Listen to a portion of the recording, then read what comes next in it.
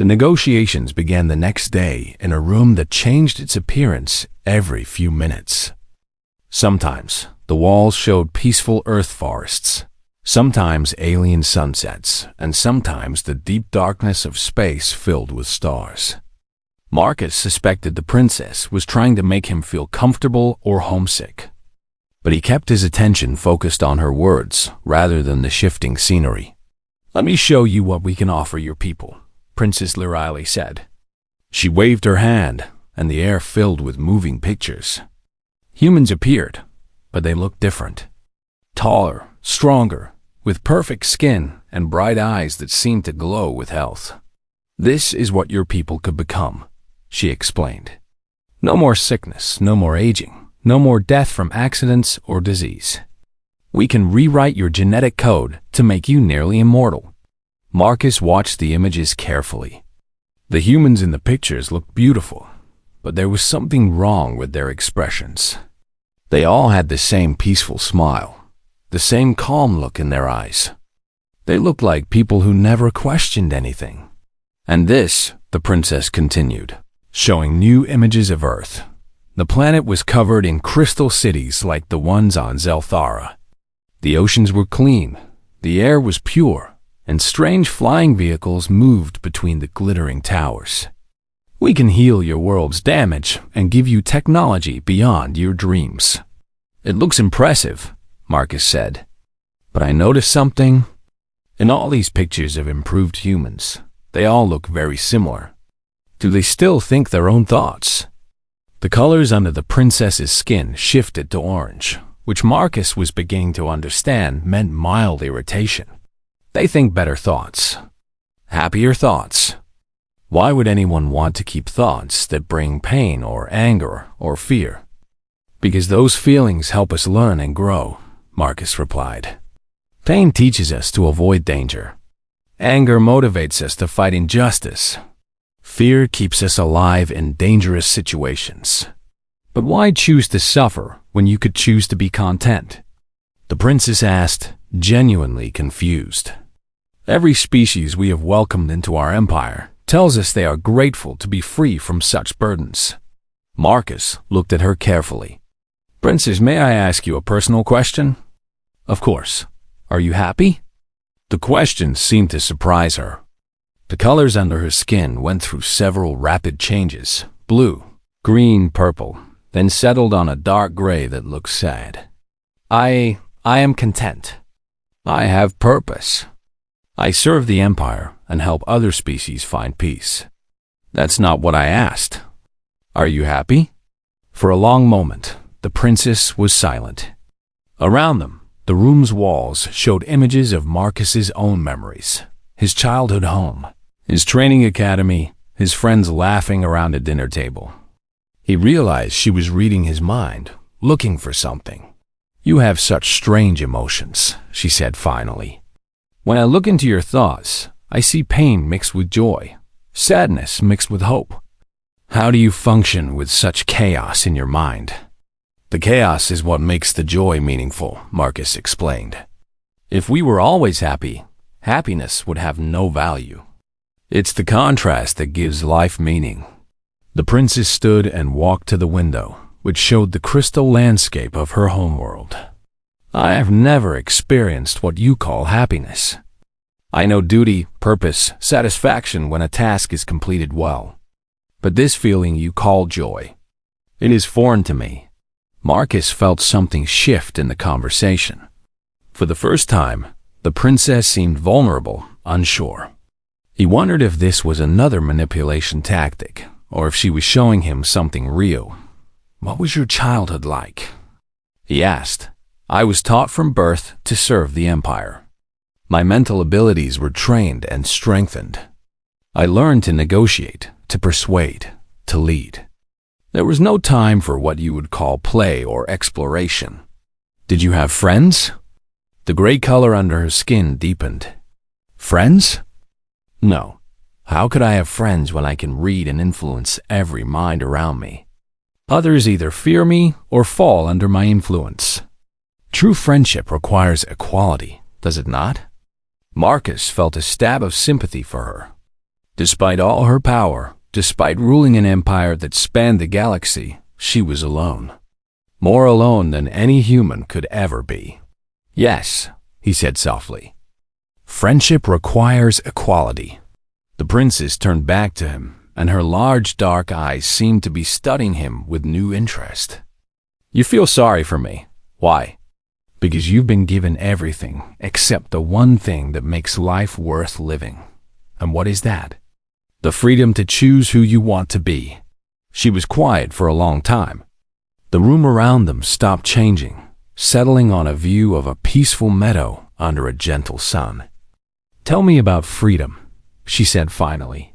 For the next several hours, Marcus talked about humanity's history. He told her about the struggles for independence, about people who chose to die rather than live as slaves, about the long fight to build societies where individuals could make their own choices. He explained how humans had often chosen difficult freedom over comfortable servitude. The princess listened with growing fascination. "But surely some choices are wrong? Surely some people make decisions that harm themselves and others?" "Yes," Marcus admitted. "Freedom includes the freedom to make mistakes. But we believe that a life lived by your own choices, even if some of those choices are wrong, is more meaningful than a perfect life lived according to someone else's plan, even if those choices lead to suffering. Even then, because the suffering is ours, chosen by us, not imposed by someone else." The princess walked closer to him, and Marcus felt the mental pressure return, but different this time. Instead of trying to control his thoughts, she seemed to be trying to understand them. "Your mind is so strange," she murmured. "You think of your mate back on Earth, and even though you miss her, the sadness makes your love feel stronger. You remember friends who died in wars, and even though you grieve for them, their sacrifice makes you more determined to protect others. How do you bear such contradictions?" "Practice," Marcus said with a small smile. "Lots of practice." The colors under his skin shifted to something Marcus had not seen before, a soft gold mixed with silver that seemed almost warm. "I find myself curious about these human contradictions. Tell me more about this concept you call love." Marcus hesitated. Something in her voice, in the way the colors moved under her skin, warned him that they were entering dangerous territory. The princess was learning about human emotions, and he sensed that this knowledge could be the most powerful weapon in her arsenal. But as he looked into her dark eyes, he also sensed that her curiosity might be genuine. For the first time in her long life, she was encountering ideas that her empire's philosophy could not explain or control. "Love," Marcus said carefully, "is when you care about someone else's happiness more than your own. It means accepting them exactly as they are, without trying to change or control them." The princess stared at him for a long moment. "But if you do not try to improve them, how do they become better?" "Maybe they don't need to become better. Maybe they're already perfect, just as they are." The warm colors under her skin grew brighter, and Marcus realized he had just given her a very dangerous gift. The knowledge that someone could be valued exactly as they were, without needing to be molded into something else. He also realized that he had just described something the Zelithian Empire could never offer its subjects: unconditional acceptance. Commander Marcus Vale stood on the bridge of the human ship, New Horizon, as it moved through space toward the crystal planet below. The planet sparkled like a giant diamond against the black sky, its surface covered in tall towers that seemed to be made of pure light. This was Zelthara, the homeworld of the Zelithian Empire. Marcus had trained for this moment his entire life. He was leading humanity's first diplomatic mission to meet an alien civilization that controlled hundreds of star systems. The Zelithians were powerful beyond anything humans had ever seen.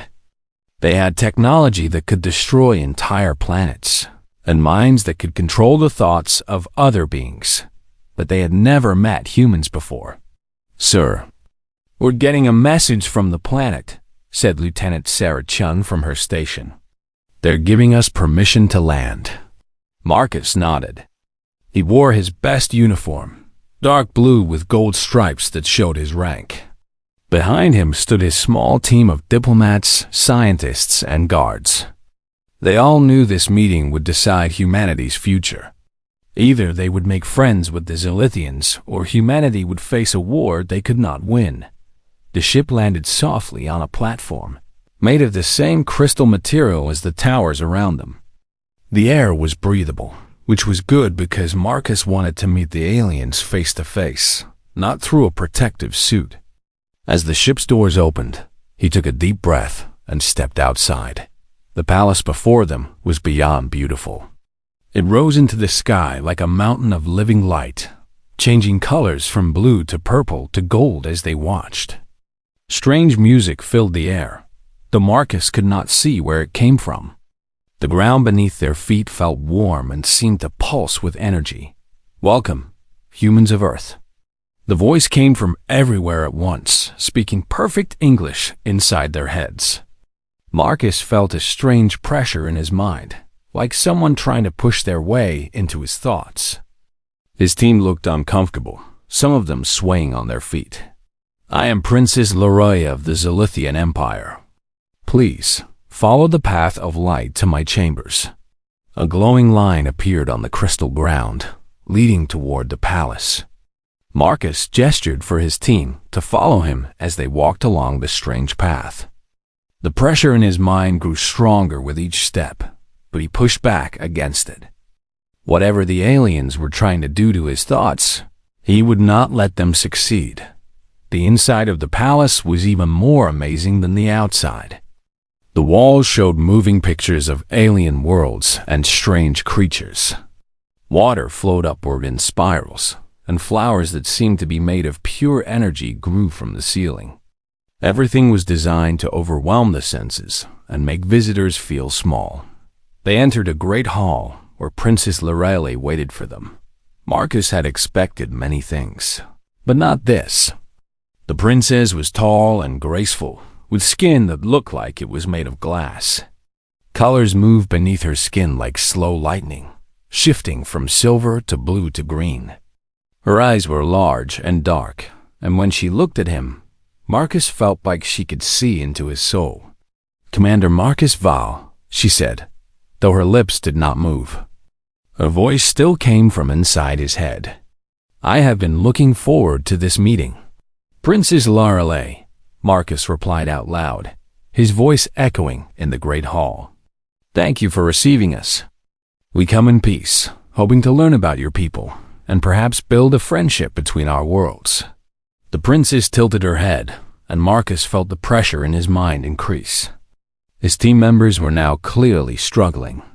Lieutenant Chun was staring at the princess with blank eyes, and Dr. Williams was nodding slowly, as if agreeing with something only he could hear. But Marcus felt nothing except the pressure, which he continued to resist. "How interesting," the princess said, and for the first time, she spoke with her actual voice instead of projecting into their minds. Her voice was musical, like wind chimes in a gentle breeze. "You are not affected by my thoughts." "No," Marcus said simply. "I am not." The colors under her skin shifted to bright gold, and Marcus sensed this meant surprise or excitement. In 3,000 years of my empire's expansion, no species has ever resisted our mental gifts. "How do you do this?" "I don't know," Marcus answered honestly. "Perhaps humans are just stubborn." The princess laughed, a sound like crystal bells. "Stubborn? Yes, I can sense that about you." She gestured to chairs that appeared from nowhere, made of the same crystal as everything else. "Please, sit. We have much to discuss." As they sat down, Marcus felt the pressure on his team's minds lessen. They blinked and shook their heads, looking confused but more alert. The princess had been testing them, he realized, seeing how easily she could control human minds. "Your empire is vast," Marcus said. "We have heard stories of hundreds of worlds under your rule. How did you build such a large civilization? We offered other species what they needed most, the princess replied. Advanced technology, longer lives, protection from their enemies, solutions to their problems.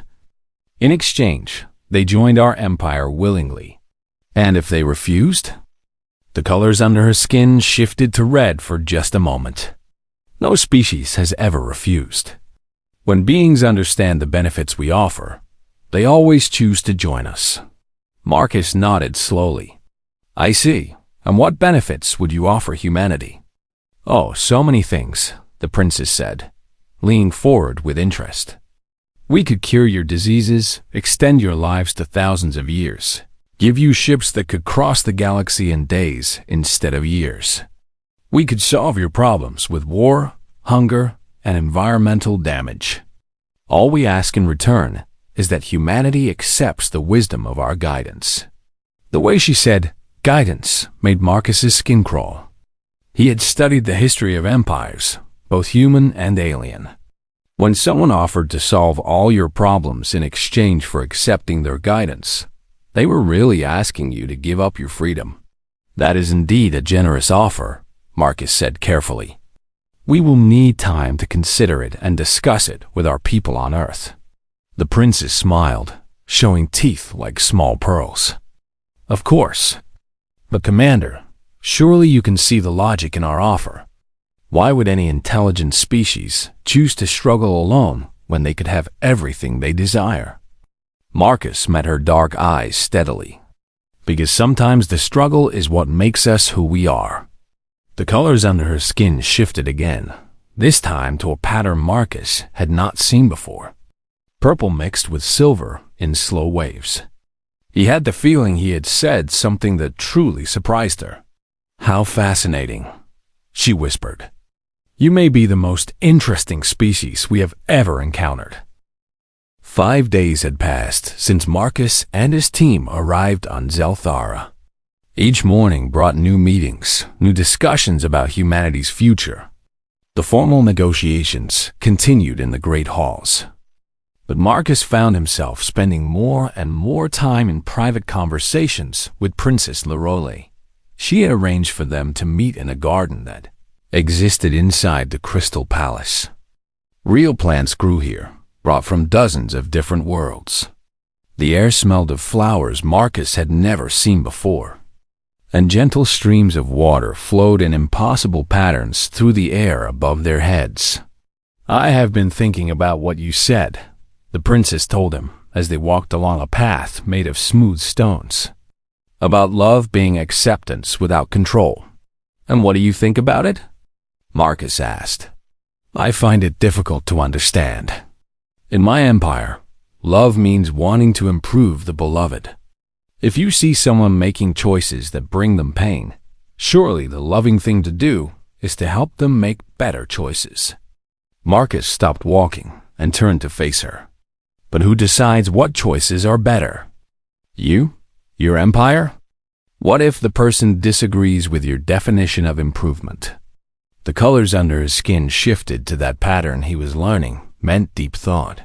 Slow waves of blue and purple. But what if they are wrong? What if their choices truly do harm them? Then they learn from the consequences, Marcus said. And they become stronger and wiser because they made the mistake themselves and learned from it. Even if the learning is painful? Especially if the learning is painful. The lessons that hurt are the ones we remember best. They continued walking in silence for several minutes. The garden was peaceful, but Marcus could feel tension building between them. These conversations were affecting the princess in ways he could see but not fully understand. The colors under her skin had become more varied over the past few days, showing emotions that seemed new to her. Marcus, she said suddenly, I want to ask you something unusual. Will you allow me to see your real thoughts? Not to control them, but to truly understand them? Marcus felt his heart speed up. Lowering his mental defenses would be incredibly dangerous.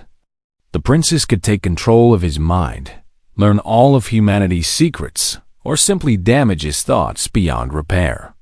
But he also sensed that this request was important in a way that went beyond their negotiations. "Why?" he asked. "Because I have never had a real conversation with anyone," she said, and her voice was softer than he had ever heard it. "Everyone I speak with either fears me or falls under my influence immediately. I cannot tell if their words are their true thoughts or simply what they think I want to hear." She stopped and faced him, and Marcus saw something in her dark eyes that looked almost like desperation. "You are the first being I have ever met who can choose what to share with me and what to keep private.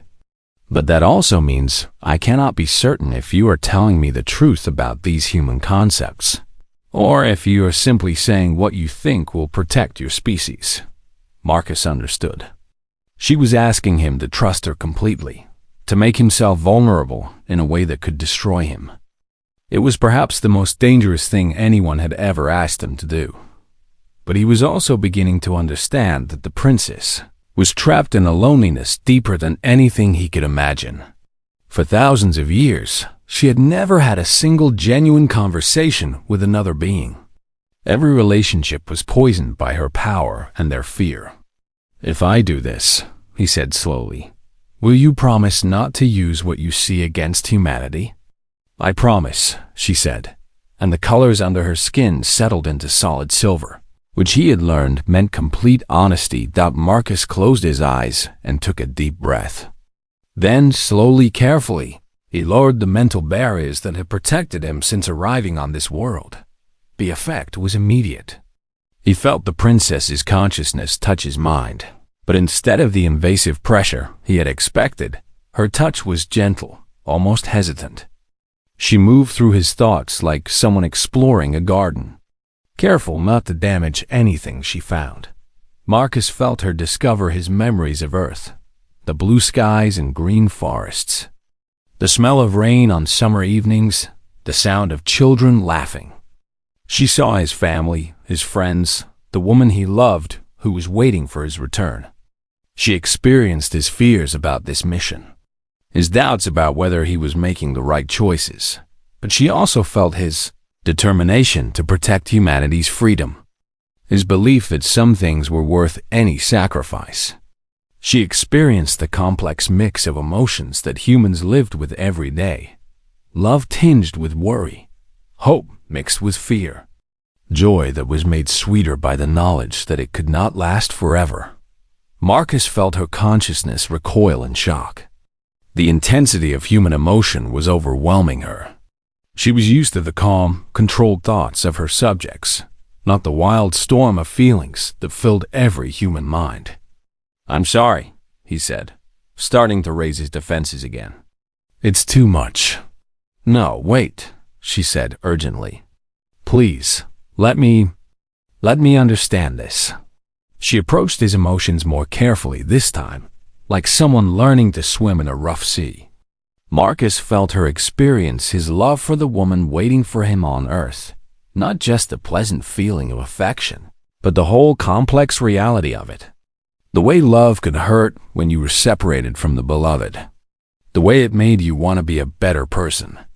The way it made you vulnerable, but also strong. She felt his grief for friends who had died, and through that grief, she understood how precious life became when you knew it could end. She experienced his anger at injustice, and through that anger, she felt his passion for protecting the innocent. Most importantly, she felt his fear that he might fail his mission, fear that humanity might be destroyed, fear that he might make the wrong choice.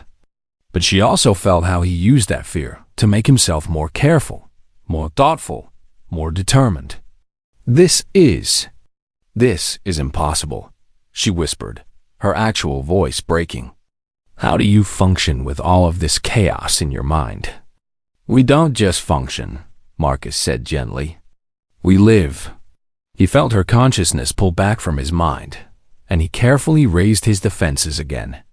When he opened his eyes, he saw that the princess was crying. Tears like liquid crystal ran down her face, and the colors under her skin were shifting rapidly through patterns he had never seen before. "I felt it," she said in wonder. I felt what you call joy.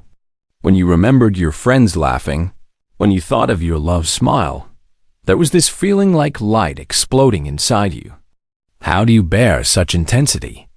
Practice, Marcus said again, but gently. And also because we know that the intensity makes everything more real, more meaningful. She wiped the tears from her face with shaking hands. All my life, I have believed that the Empire's way was best.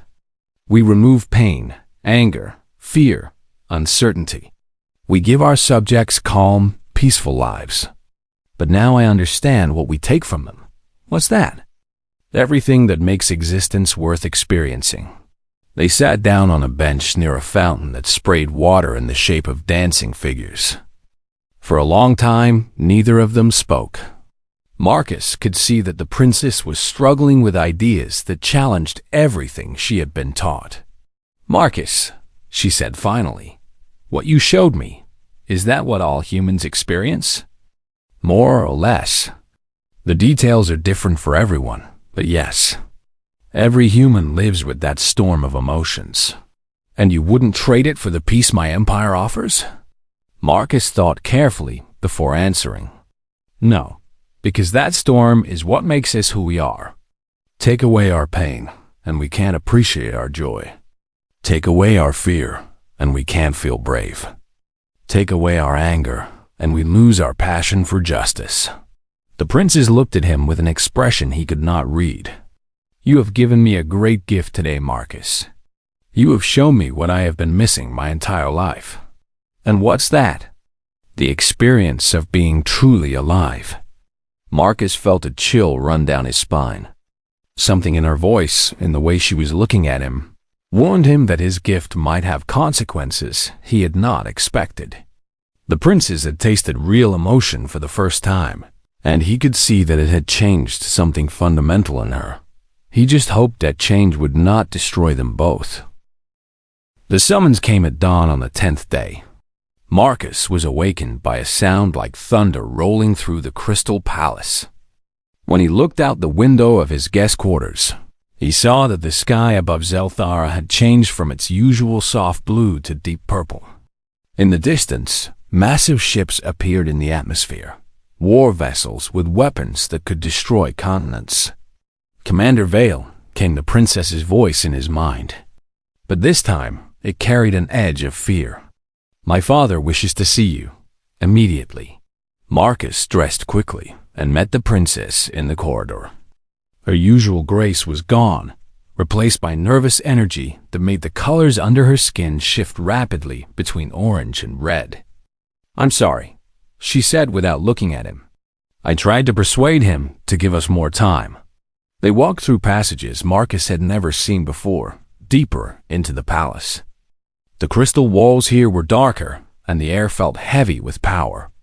Other Zelithians stood along their path, tall, imposing figures whose skin showed patterns of deep red and black. Marcus could feel their minds pressing against his, testing his defenses. The throne room was vast beyond imagination. The ceiling disappeared into darkness high above, and the walls curved away until they were lost in shadow. At the center of this space sat a figure that could only be the Emperor himself. He was twice the size of his daughter. Ancient beyond measure, with skin that showed patterns of pure white light against absolute black. When he spoke, his voice did not come from his mouth, but seemed to emerge from the very walls of the palace. "So," the Emperor said, "you are the human who thinks his small species can resist the will of the Zelithian Empire." Marcus stepped forward, fighting the urge to kneel. The pressure against his mind was enormous. Not the gentle probing he had felt from the princess, but a crushing force that threatened to shatter his thoughts entirely. "I am Commander Marcus Vale, representing humanity in these negotiations." "Negotiations?" The Emperor's laughter was like the sound of worlds cracking. "There are no negotiations. There is only acceptance or destruction." The Emperor gestured, and the air filled with images. Marcus saw Earth as it appeared from space, beautiful and blue. Then the image changed, showing massive Zelithian fleets surrounding the planet. The message was clear. Your species has had 10 days to consider our generous offer, the Emperor continued. My daughter tells me you have questions about our methods, concerns about your independence. These concerns are irrelevant. Marcus felt sweat running down his back, but he kept his voice steady. With respect, Your Majesty, humanity requires more time to make such an important decision. Time? The white patterns on the Emperor's skin blazed brighter. Every species asks for more time. It is always the last request of the condemned. Princess Lorelei stepped forward. Father, if I may, you may not. The Emperor's mental voice was like a physical blow. You have already wasted too much time on this matter. Your methods have grown soft. Marcus saw the princess flinch as if she had been struck. The colors under his skin went completely gray, and he realized the Emperor was punishing her mentally for something. Here is my final offer. Human, the Emperor said, turning his terrible attention back to Marcus. Your species will submit to the Empire within 1 standard day, or we will demonstrate what happens to those who refuse our gifts.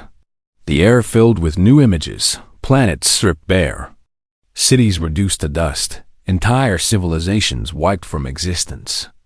We have done this before, when lesser species proved too stubborn to accept wisdom. Their worlds are now empty, their names forgotten. Marcus felt his heart pounding, but he forced himself to meet the Emperor's gaze.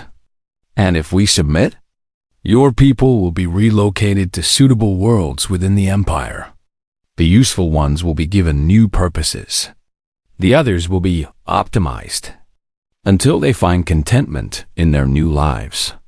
The images showed humans with the same peaceful expressions Marcus had seen before, blank, smiling faces that showed no trace of individual thought or will.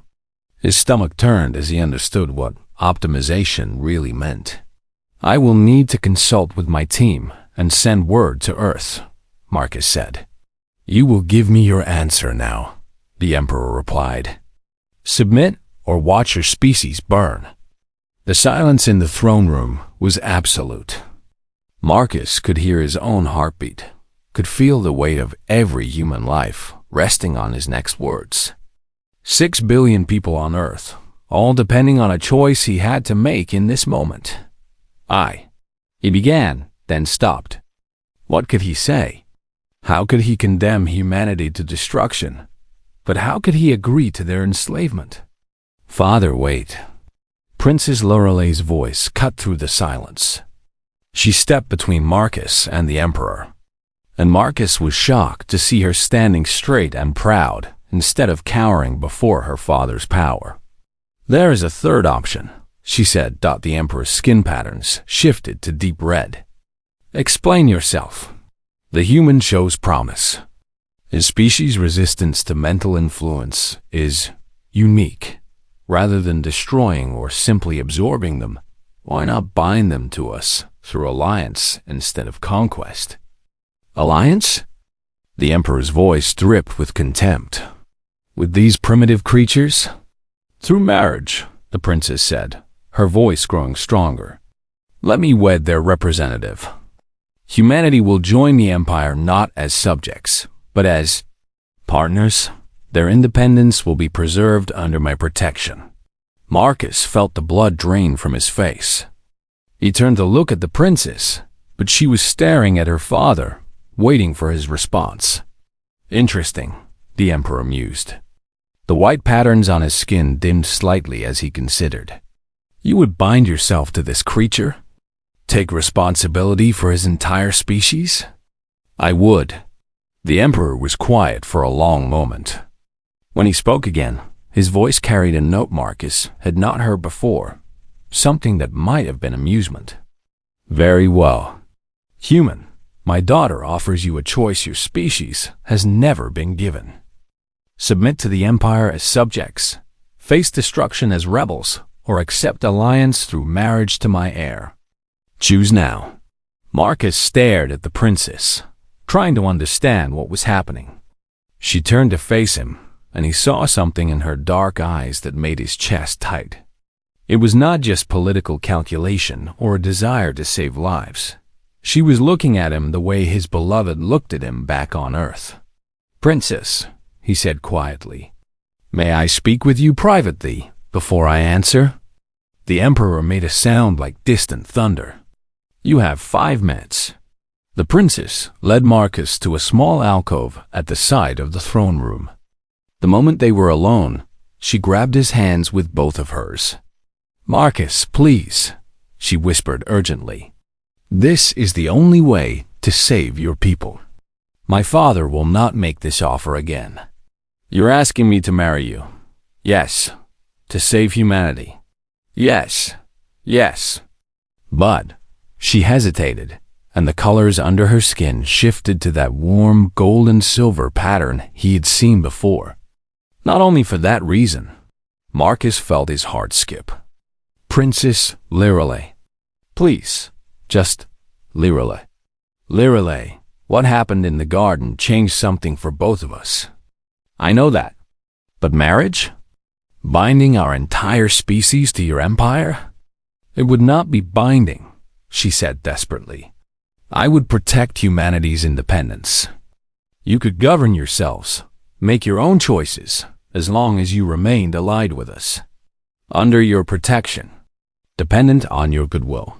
Yes, but, and what happens when you die? Or when you change your mind? What happens to humanity then?"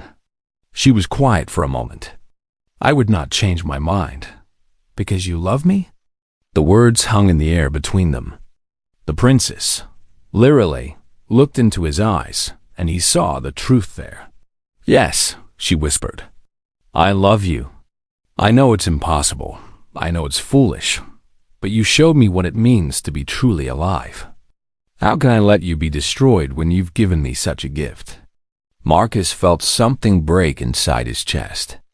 This beautiful, lonely creature, who had never experienced real connection with another being, was offering to sacrifice everything to save his people. And her offer was real. He could see it in her eyes, in the desperate way she held his hands. But he could also see the trap hidden within her love. Humanity would survive, but only as long as they pleased one alien princess. Their independence would be an illusion, their freedom a gift that could be withdrawn at any time. They would live or die based on the emotions of a being who had only just learned what emotions were. "Time is up," came the Emperor's voice from the throne room. Marcus looked into Lirale's eyes one last time, memorizing every detail of her face. Then he gently pulled his hands free of hers. "I'm sorry," he said. He saw her face crumple, saw the hope die in her dark eyes. The colors under her skin went completely gray, the color of despair. "Marcus, please. I'm offering you everything I have." "I know," he said softly. "And that's exactly why I can't accept it." Marcus walked back into the throne room with Princess Lirale beside him. The Emperor sat waiting, his massive form radiating impatience. The white patterns on his skin pulsed like a heartbeat, and Marcus could feel the mental pressure from hundreds of Zelithian minds focused on this moment. "Well, human?" the Emperor demanded. "What is your choice? Will you submit to the Empire, accept destruction, or take my daughter's hand in marriage?" Marcus stood straight and looked directly into the Emperor's terrible eyes. In his mind, he thought of Earth. Blue skies, green forests, children playing in sunlight. He thought of every human who had ever chosen freedom over safety, who had died rather than live as a slave. "I reject all 3 options," he said clearly. The silence that followed was complete. Even the Emperor seemed stunned by his words. Princess Lirale made a small sound of pain beside him. "Explain yourself," the Emperor said, his voice dangerously quiet. Marcus took a deep breath. "You offer us submission as subjects, which would destroy everything that makes us human. You threaten us with destruction, which would accomplish the same thing. And you offer us alliance through marriage, which would make us dependent on the goodwill of one person for our survival. The alliance would protect, Princess Lorelei began. No, Marcus said, turning to face her. It would make us pets. Beautiful, well-treated pets, but pets nonetheless. We would live or die based on your emotions, your decisions, your protection. That is not freedom. The Emperor leaned forward on his throne. Then you choose death for your species. I choose to let humanity be human, Marcus replied. If that means we die, then we die as ourselves, not as shadows of what we once were. You are insane, the Emperor said. You would condemn billions of your people to destruction for the sake of an abstract principle? Yes, Marcus's voice never wavered. Because a life lived in chains, no matter how comfortable those chains might be, is not a life worth living. The colors under Princess Lorelei's skin were cycling rapidly through patterns Marcus had never seen before. But I love you, she whispered. How can you reject love? Marcus turned to her, and his expression softened. Because real love doesn't ask the beloved to stop being who they are. You say you love me, but you're asking me to betray everything I believe in. You're asking humanity to give up the very qualities that made you fall in love with us in the first place. I would protect you. And what happens when you decide we need to be improved? What happens when our human chaos becomes too messy for you to handle? What happens when the Empire decides that our alliance is no longer useful? She opened her mouth to protest, then closed it. Marcus saw understanding dawn in her dark eyes. You're right, she whispered. I was doing exactly what the Empire always does. Offering gifts that come with chains attached. The Emperor stood from his throne, his massive form towering over them. Enough! You have made your choice, human. Your species will burn for your arrogance. Maybe, Marcus said. But we'll burn as free beings, not as slaves. He looked around the throne room one last time, memorizing the alien beauty of the crystal walls, the impossible architecture, the beings of power and light who ruled an empire that spanned the galaxy. Then he looked back at the Emperor. But before you destroy us, let me tell you what we've accomplished in the 10 days I've been here. What could you possibly have accomplished? Marcus smiled. We've proven that your system doesn't work on everyone. We've shown that there are species in the universe who cannot be bought, manipulated, or scared into submission. And most importantly, we've planted an idea in the mind of your heir. He turned to Princess Lorelei. You felt what real emotion is like. You experienced what freedom means. Do you think you can go back to the old ways now? Can you go back to believing that the Empire's version of peace is worth the cost? The colors under her skin had settled into a pattern Marcus recognized. The deep, thoughtful blue mixed with silver that meant she was truly considering something for the first time. No, she said quietly. I cannot. The Emperor's attention snapped to his daughter. What did you say? I said I cannot go back, Father.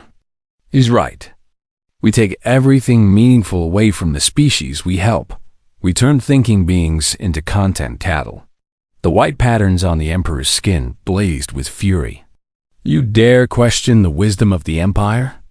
I dare question whether wisdom that requires destroying someone's essential nature is truly wise at all. Marcus felt the mental pressure in the room increase dramatically as the Emperor focused his power on his own daughter.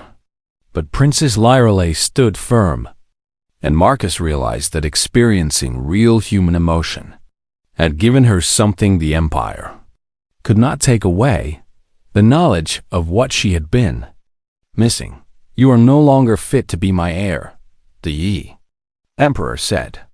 Then I am no longer your heir, she replied calmly. The Emperor turned back to Marcus, and his rage was like a physical force. You have corrupted my daughter with your primitive ideas. I've shown her what it means to be truly alive, Marcus said. If that corrupts her, then perhaps your definition of purity needs examining. Guards! The Emperor shouted. Escort this human to his ship. He has 1 hour to leave our space before we destroy him. Marcus bowed formally to the Emperor. "Thank you for the audience, Your Majesty." Then he turned to Princess Lorelei.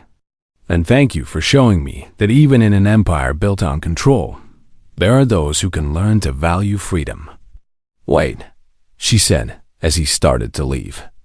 "Marcus, I want you to know that everything I felt was real. My love for you, my desire to save your people, all of it was real." "I know," he said gently. "And that's exactly why I had to say no. Real love means wanting the best for someone, even when it breaks your heart.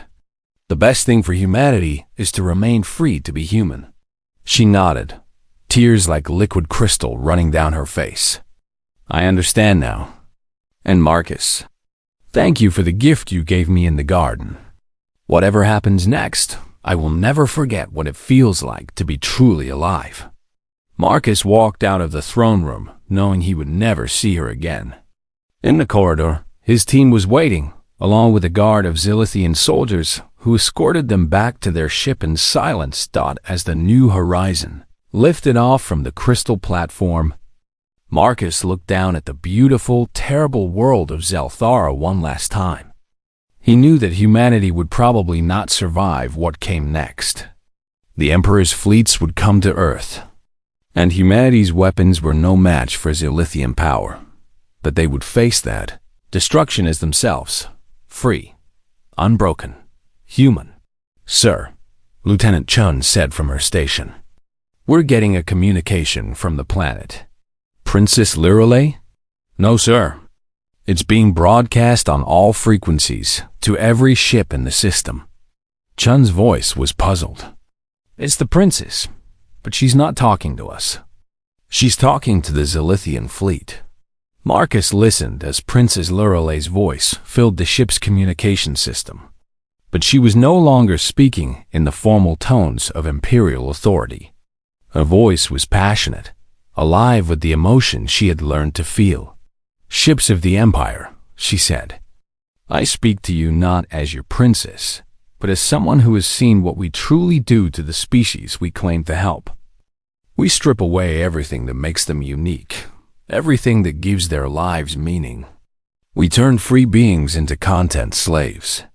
Marcus smiled as he listened to her words echo across space. The idea he had planted was already growing, spreading from one mind to others. "You can destroy the humans," the princess continued, "but you cannot destroy the idea they represent. They have shown us that there are beings in the universe who cannot be controlled, who would rather die than live as less than themselves. And once you know such beings exist, how can you continue to believe that our way is the only way?" Marcus felt something like hope beginning to grow in his chest. The Zilithian Empire ruled through the belief that their way was inevitable, that all intelligent species would eventually choose their gifts over the chaos of freedom. But Princess Lorelei was proving that belief wrong, and she was doing it on a frequency that every ship in the fleet could hear. By the time the New Horizon reached the edge of the solar system, Marcus could see the results of her words. Some ships in the Zilithian fleet were breaking formation. Heated communications were passing between vessels as crews debated what they had heard. The Empire had always ruled through certainty, but Princess Lorelei had introduced doubt.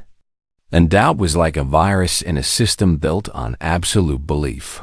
Marcus's ship jumped to faster than light speed, carrying them away from Zelthara and toward Earth.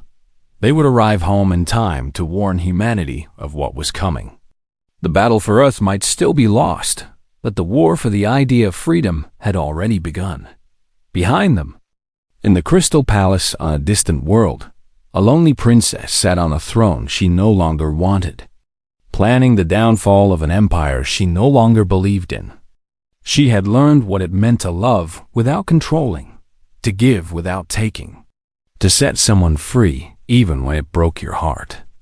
Marcus had walked away from her with his pride intact and his armor removed, vulnerable but undefeated. In doing so, he had given her the greatest gift possible, the knowledge that some things were worth any sacrifice. the galaxy would never be the same.